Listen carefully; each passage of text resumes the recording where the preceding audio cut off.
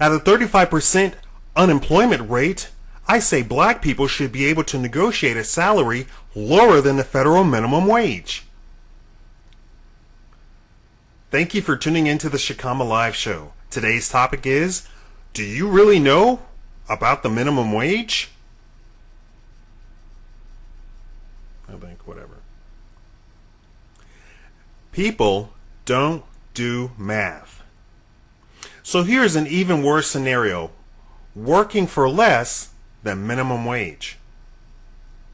And I'm going to show you how working for less than minimum wage can still improve your life and have you independent. So let's get right to it.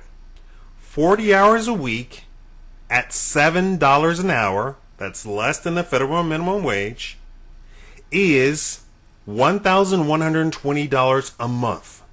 In Las Vegas, Nevada, where I live, that is more than enough to live on by yourself. The problem is, and this is what most people don't even understand about minimum wage, you don't get 40 hours a week. In fact, a lot of people who make $11 to $15 an hour don't get 40 hours a week. But what is an employer to do? If they keep someone at 40 hours, the local, state, and federal government requires already so much for you to do for the employee. You're in business to make a profit. So instead of hiring 2 people to work 40 hours a week, and you work the third portion of the week, you hire 5 people to work part-time, and they get 15 hours a week at a small shop. And that is what's wrong with the minimum wage and not the actual number. So many people are looking from the outside into minimum wage. They don't work the minimum wage, so they have no idea that the people on minimum wage don't work 40 hours a week. I guarantee you, if they worked 40 hours a week, they wouldn't complain about minimum wage, and in fact, their lives would improve tremendously already at the current federal minimum wage. These jobs are entirely entry-level positions, intended for high schoolers with no work experience whatsoever. In fact, after 6 months, all indicators and watchdogs and watch groups say that minimum wage workers move on to higher salaries, even if it's just a quarter, 25 cents. The problem is most Americans have absolutely no education when it comes to economics. Economics, plain and simple, will tell you and show you that to require a federal minimum wage is not only unconstitutional and has no basis whatsoever in the Constitution nor the powers of the federal government, regardless of what any court case has said so far. But economically, it is a terrible policy. All it does is create unemployment. That's right. Let's go back to the 1960s or the 50s when the federal minimum wage was instituted.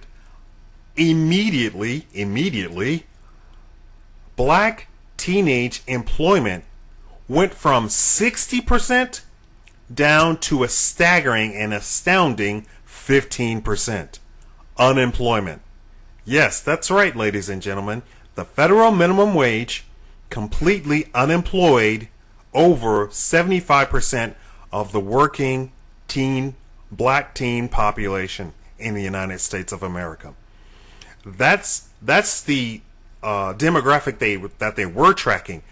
The demographics that they were not tracking, such as the young adult and even up to age 30, who probably were also working for minimum wage or close to minimum wage or under what the minimum wage required, were also unemployed immediately and fired. It was nothing back in the day for a teenager to come to a shop owner in those days, for a black teen to come to a shop owner and say, "Can I sweep the floor for 25 cents an hour?" And the shop owner would say yes. So the teenager is trading his time, his after school time, to make a little bit of money, and the shop owner gets a task done for almost nothing. Unbeknownst to a lot of people, the minimum wage was not instituted to help anybody. It was always instituted with a racist bent to it. Let's go back to the Union days in Chicago in the 30s. They instituted a mandatory salary for certain tasks that the union also dealt in. That minimum salary was the exact salary that the union workers got paid.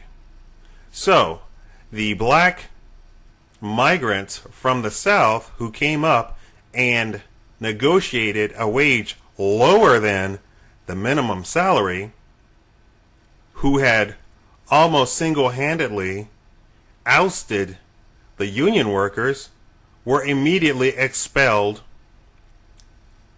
And after race riot broke out and thousands of black laborers were slaughtered in the streets, the governor and the legislatures of certain various states where unions were represented passed a minimum salary law, and the unions kept their jobs, and they kept black people out of the unions. This is a historical fact. But today I just wanted to touch on the 40-hour work week. It doesn't happen at the minimum wage level. Why? Mainly because of state, local, and federal government policies, regulations that require you to pay certain things for people who work certain hours, certain amount of hours in your shop. You cannot afford to have somebody work 40 hours. Where you could have two or three people work at 15 to 20 hours, but just having one of them work 40 is a completely different story. Thank you for tuning in to the Shikama Live Show. Leave your comments, follow me on Facebook, and go to my channel and subscribe. Thank you for tuning in. Bye-bye.